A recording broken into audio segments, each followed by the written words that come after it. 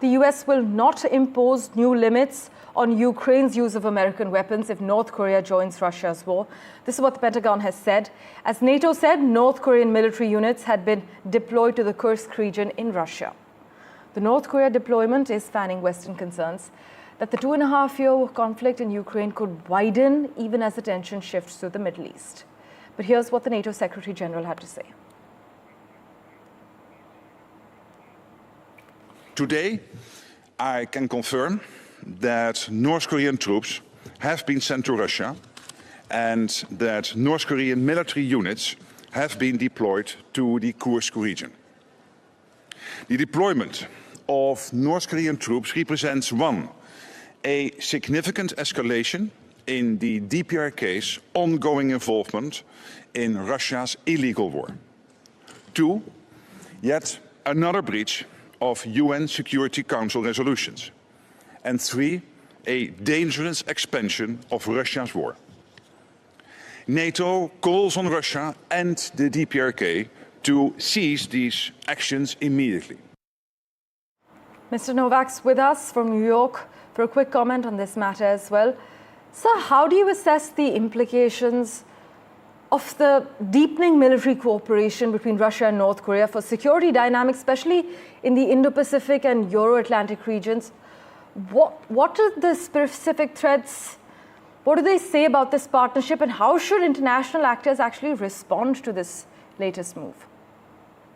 Well, this just goes to show this is probably the biggest example of the failure yet that we've seen for any attempt by the Western countries or other countries in the world to try to stop this conflict. We're not doing a very good job of it. Now, I can tell you why the United States has failed at this, because the Biden administration, the Biden-Harris administration, has invested many, many years in a massive amount of hatred and demonization of Vladimir Putin.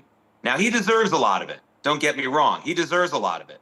But we haven't been honest with the American people. They haven't been honest with the American people about what it's going to cost us and where the escalations like this could go unless we put aside a little bit of that hatred and try to work more on a peaceful solution. We haven't heard the word peace from Joe Biden.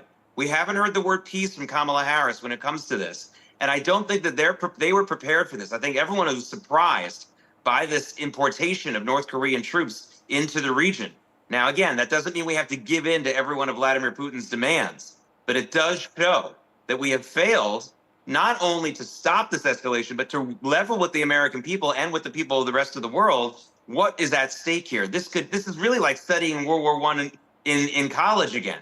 We find out that these things just keep escalating and escalating. There's no real coordinated effort for peace. And there's got to be a way to get some kind of an agreement here without capitulating to every one of Vladimir Putin's demands, because he's clearly not willing to stop for any reason whatsoever unless he gets some certain modicum of respect out of this whole deal. This is a really scary development. There's no denying that. In fact, many highlight that there has actually been no real coordination as far as peace efforts are concerned. Several leaders in the West assert that North Korean soldiers are deployed to support Russia's war of aggression and that it is a grave escalation, as you have highlighted. But, Mr. Novak, the US also says it will not impose new limits on Ukraine's use of American weapons if North Korea joins Russia's war. What implications can we anticipate in this scenario? Well, you know, and Vladimir Putin has said that if those weapons are, if the Ukrainians can use all of our weapons, that means they'll be able to strike deeper inside Russia. And Putin has said if they strike deeper inside of Russia, they will also strike deeper inside the Ukraine, and maybe even some other NATO, some countries in NATO will be attacked. I mean, this is textbook escalation, no solutions. You know, I'm asking myself this question every single day.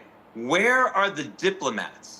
Where are the people who want to make peace? Yes, some of them are very egotistical, like Henry Kissinger. Some of them want to be famous. I get it. But you know what? That's a decent price to pay if they really do want to try to make a big-time peace agreement. Indeed. And I think we can all agree, everyone watching, we don't know where the diplomats are. Where is today's Henry Kissinger? Where is today's big peacemaker? I don't see anybody on the stage. And that is probably the most troubling thing of all. Mr. Novak, thank you so much, as always, for joining us with your insight.